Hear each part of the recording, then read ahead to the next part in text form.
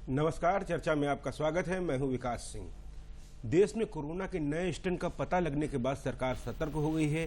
केंद्र ने राज्यों से कहा है कि वो विशेष एहतियात बरतें। आखिर किस तरीके का है ये कोरोना का नया स्ट्रेन, इसके बारे में आज हम चर्चा करेंगे। चर्चा में हमारे साथ जो खास मेहमान हैं उनका आपसे हम परिचय करा देते हैं। हमारे साथ हैं डॉक्टर सूर्यकांत जी KGMU से, और डॉक्टर विकासेंदु जी हैं, संयुक्त निदेशक संचारी रोग। नमस्कार। आप दोनों लोगों का चर्चा में स्वागत है। सबसे पहले सूर्यकांत जी, अभी तक हम लोग कोरोना से लड़ रहे थे। जो कोरोना का नया स्ट्रेन आया है, इसको लेकर जो चर्चाएं हो रही हैं, और खास तौर से एक बहुत महत्वपूर्ण बात है कि जो देश में 20 केस हैं उनमें से 2 केस उत्तर प्रदेश के हैं।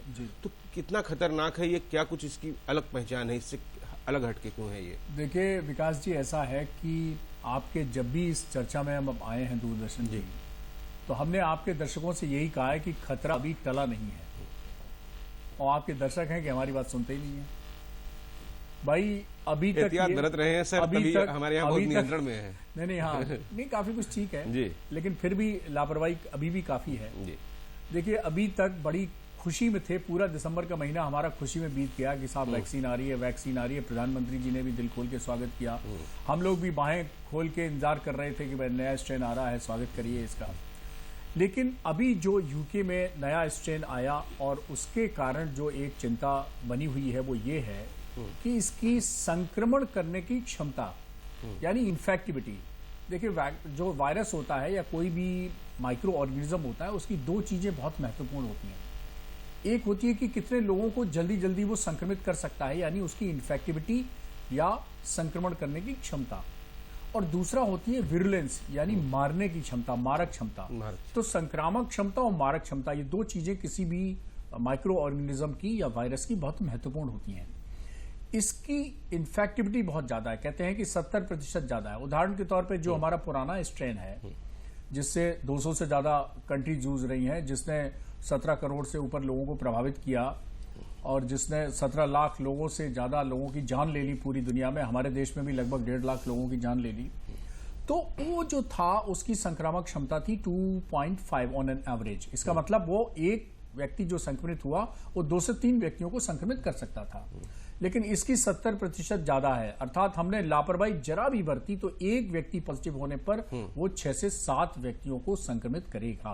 बिल्कुल। तो ये स्थिति है, इसलिए थोड़ा हमें सावधान रहने की जरूरत है। बिल्कुल, बहुत ही महत्वपूर्ण चीज बताई डॉक्टर साहब ने कि ये ज्यादा लोगों को संक्रमित कर सकता है। डॉक्टर विकासेंदु जी, किस तरीके से आप लोग तैयारियां कर रहे हैं? कोविड-19 को लेकर व्यापक तैयारियां की थी, जिसके नतीजे देखे हम लोगों ने प्रदेश में कि इतना बड़ा प्रदेश होने के बावजूद, बड़ी जनसंख्या होने के बावजूद हमारे यहाँ संक्रमण नियंत्रण में रहा, लेकिन अब फिर से एक खतरे की घंटी बज रही है।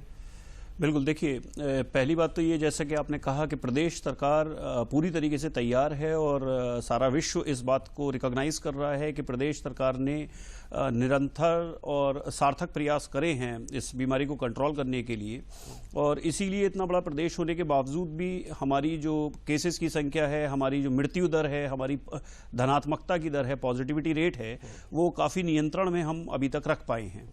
लेकिन ये नया स्ट्रेन, जैसा कि डॉक्टर सूर्यकांत ने अभी बताया कि ये इसकी इन्फेक्टिविटी बहुत ज़्यादा है, तो ये एक व्यक्ति अगर संक्रमित होता है तो पुराने स्ट्रेन की तुलना में ये कहीं अधिक व्यक्तियों को संक्रमित कर सकता है। तो ये एक महत्वपूर्ण चीज़ है। और दूसरी बात ये है कि नया स्ट्रेन हो या पुराना स्ट्रेन हो, इम्पॉर्टेंट चीज़ ये है कि पब्लिक के लेवल पे जो सावधानियां बरती जानी हैं वो चेंज नहीं हुई हैं। वो सावधानियां, चाहे वो सोशल डिस्टेंसिंग हो, मास्क का प्रयोग हो, हाथ धोना हो, ये सावधानियां लगातार बरती जानी ज़रूरी हैं। और इसमें अगर ज़रा सा भी किसी भी तरीके की कहीं चूक हुई तो हम ये ना समझें कि ये हमने बहुत नियंत्रण अगर कर लिया है तो दोबारा से ये सर नहीं उठा सकता है। तो ये है एक चीज़। जहाँ तक तैयारियों की बात है, हमारी जो प्रयोगशालाएं हैं वो अभी 46 प्रयोगशालाएं हैं जो प्रदेश में कोविड की जांच कर रही हैं, और 23 दिसंबर को हमें पहली सूची भारत सरकार से प्राप्त हुई थी, और ये सूचना प्राप्त हुई थी कि ये स्ट्रेन जो है ये भारत में भी प्रवेश कर सकता है, और जो इंग्लैंड से आने वाले जितने भी नागरिक हैं उन सबको सूचीबद्ध करके उन सबकी जांच कराई जाए, और अगर RT-PCR जांच में कोई इंग्लैंड से आने वाला व्यक्ति पॉजिटिव पाया जाता है तो उसको फिर उसका सैंपल जो है वो जीनोमिक सीक्वेंसिंग के लिए, ये देखने के लिए कि ये नया स्ट्रेन है या पुराना स्ट्रेन है, उसको हम जो एक्सपर्ट हमारी लेबोरेटरीज हैं, जैसे हम दिल्ली CSIR लैब में भेजते हैं, तो वहां से फिर जीनोमिक सीक्वेंसिंग कराई जाए। तो 23 तारीख से हमको लिस्टें मिलनी शुरू हुई। अभी तक प्रदेश सरकार को 47 सूचियां भारत सरकार से मिली हैं, और इन 47 सूचियों में करीब करीब 2000 ऐसे यात्री हैं जो इंग्लैंड से उत्तर प्रदेश में वापस आए हैं। इन सभी यात्रियों को जनपदों के द्वारा ट्रैक कर लिया गया है और इनकी RT-PCR सैंपल सबके ले लिए गए हैं। कुछ यात्री ऐसे हैं जो दूसरे जिलों में या दूसरे प्रदेशों में चले गए हैं, तो उनको उन जनपदों में या प्रदेशों में क्रॉस नोटिफाई कर दिया गया है। अभी तक प्रदेश में 10 इंग्लैंड से आए हुए व्यक्ति जो हैं वो धनात्मक पाए गए थे, और उनमें से 2 व्यक्तियों में नए स्ट्रेन की पुष्टि हुई है। 9 सैंपल्स के रिजल्ट हमको मिल चुके हैं, एक रिजल्ट अभी अवेटेड है। तो 9 जो धनात्मक व्यक्ति थे उनमें से 2 में नया स्ट्रेन पाया गया है। तो ये कॉन्टैक्ट ट्रेसिंग की जा रही होगी किन हाँ, लोगों से इसमें मिले हैं, हाँ, ये इसमें महत्वपूर्ण हो जाती है एक बार फिर से। यस, इसमें इन जो इंग्लैंड से आने के बाद जो नए स्ट्रेन के लिए जो धनात्मक व्यक्ति आए हैं, ये किन लोगों से मिले हैं, किन क्षेत्रों में गए हैं, उन सभी क्षेत्रों में मेरठ में और गौतम बुद्ध नगर में 2 केसेस मिले हैं। तो वहां बहुत व्यापक कॉन्टैक्ट ट्रेसिंग करी गई है और कंटेनमेंट मेजर्स को बहुत स्ट्रिक्ट, वहां जो जनपद स्तर पर जिलाधिकारियों के द्वारा बहुत स्ट्रिक्ट कंटेनमेंट मेजर वहां लिए जा रहे हैं, ताकि इस वायरस को हम यहीं रोक सकें, इसका और आगे प्रसार ना हो पाए। बिल्कुल सूर्यकांत जी, जब हम शत्रु से लड़ते हैं तो उसकी ताकत का अंदाजा करना होता है हमें। इसी तरीके ये जो नया वेरिएंट है, ये किस तरीके से कितना खतरनाक है, इसकी मारक क्षमता क्या है? ये जब वार करता है, शरीर के अंदर प्रवेश करता है, तो क्या कुछ दिक्कतें आती हैं? वही कोविड-19 वाले जिस तरीके से था उसी तरीके से है, या इसके अलग तरीके से ये शरीर में प्रहार करता है? देखिए, ऐसा है कि 2020 वर्ष की जब शुरुआत हुई तो हम किसी को इस नए वायरस की बीमारी के बारे में कुछ भी पता नहीं था, क्योंकि हम लोगों ने जब चिकित्सा की पढ़ाई पढ़ी तो ये ऐसा कुछ था नहीं, किताबों में नहीं था, पत्रिकाओं में नहीं था।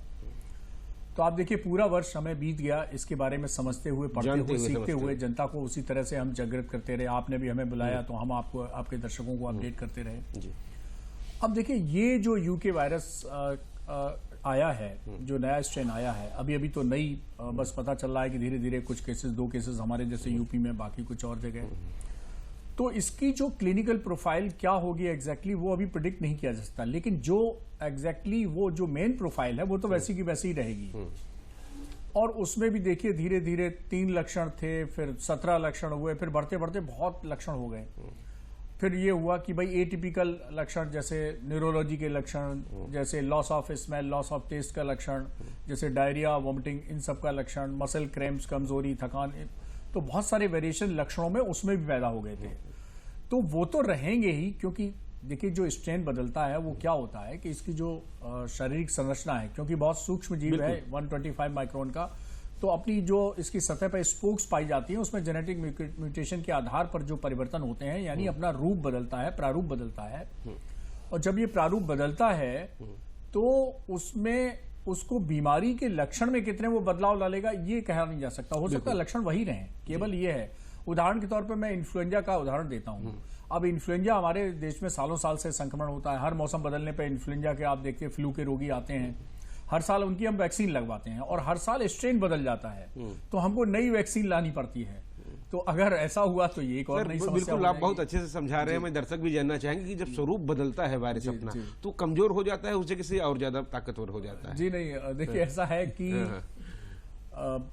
म्यूटेशन पे निर्भर करता है कि वो कमजोर होगा या और मजबूत होगा। अब इस वायरस के बारे में कहा जा रहा है कि इसकी मारक क्षमता नहीं बदली है, तो इसलिए हम ये तो नहीं कह सकते कि ये कमजोर हो गया है, लेकिन हाँ थोड़ा एग्रेसिव, इन्फेक्शन के मामले में एग्रेसिव हो गया है। तो संक्रामक क्षमता इसकी बढ़ी है, मारक क्षमता नहीं बढ़ी है।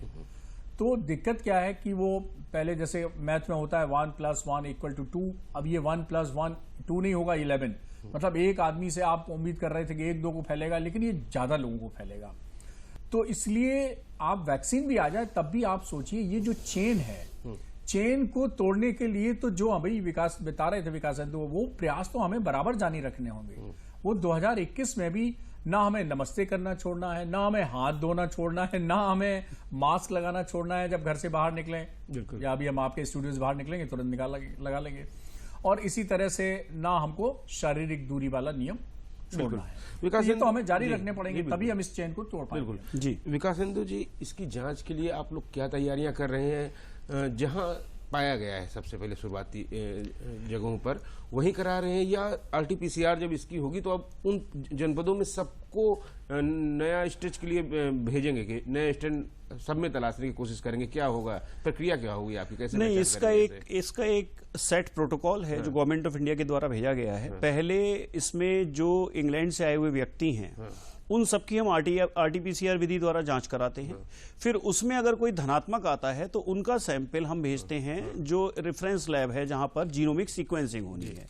अगर ये व्यक्तियों में से कोई नए स्ट्रेन के लिए धनात्मक आता है, जैसे मेरठ में आया, तो इनके जो कॉन्टैक्ट्स हैं उसमें धनात्मक आने वाले व्यक्तियों के सैंपल फिर जीनोमिक स्ट्रेनिंग के लिए भेजे जाते हैं। जैसे मेरठ से आज हमने सैंपल्स भेजे हैं, और गौतम बुद्ध नगर से भी आज हमने सैंपल जो कॉन्टैक्ट्स के हैं वो सैंपल भेजे हैं। तो ये एक सीक्वेंस है। इसी तरीके से इनकी सैंपलिंग के लिए भारत सरकार ने दिशा निर्देश दिए हैं। मतलब मरीज अगर मेरठ से लखनऊ नहीं आया या और कहीं नहीं गया तो वहां इस तरीके का संक्रमण नहीं हो सकता? देखिए, ये आइडियल सिचुएशन में अगर सब लोग सोशल डिस्टेंसिंग का, मास्क के प्रयोग का, घर के अंदर रहने का, देखिए जिस दिन ये पता चला था कि इस तरीके का कोई नया स्ट्रेन सर्कुलेट होना शुरू हो गया है और इंग्लैंड से बाकी यूरोप के देशों में भी फैला है, उसी दिन भारत सरकार ने जनता को आगाह किया था, उत्तर प्रदेश सरकार ने जनता को आगाह किया था, और पहली सूची मिलने के साथ ही प्रदेश सरकार की तरफ से सारे प्रमुख समाचार पत्रों में बड़े बड़े विज्ञापन निकलवाए गए थे कि अगर इंग्लैंड से आए हुए कोई व्यक्ति हैं तो उनको क्या सावधानियां बरतनी है, उनको अपने घरों के अंदर रहना है, उनको सोशल डिस्टेंसिंग का यूज बना के रखनी है, घर के अंदर भी मास्क का प्रयोग करना है, हैंड वॉश करना है, सैनिटाइजर का प्रयोग करना है। और अगर वो 9 दिसंबर के बाद आए हैं भारत में तो उनको चाहे कोई लक्षण आ रहे हों या ना आ रहे हों, उनको अपनी 100% जांच करवानी है। तो ये जो एहतियात बताई गई हैं प्रदेश सरकार के द्वारा, अगर इनको पूरी तरीके से बढ़ता जाएगा और हम 9 दिसंबर के बाद आने वाले हर व्यक्ति की जांच कर लेते हैं और इसको हमें पता चल जाता है कि कौन से व्यक्ति धनात्मक हैं, उनकी सीक्वेंसिंग से हमको पता चल जाता है कि कहाँ स्ट्रेन है, तो हम इसको निश्चित रूप से रोक पाएंगे। लेकिन जनता का सहयोग बहुत जरूरी है। बिल्कुल सर, विशेषज्ञों का ये मानना है कि ये जो कोविड का नया स्ट्रेन है, इस पर जो वैक्सीन है हमारी कारगर नहीं है, इसके कोई अभी तक साक्ष्य नहीं मिले हैं। उम्मीद क्या जताई जा सकती है? नहीं, कारगर नहीं है इसके भी साक्ष्य नहीं है जी।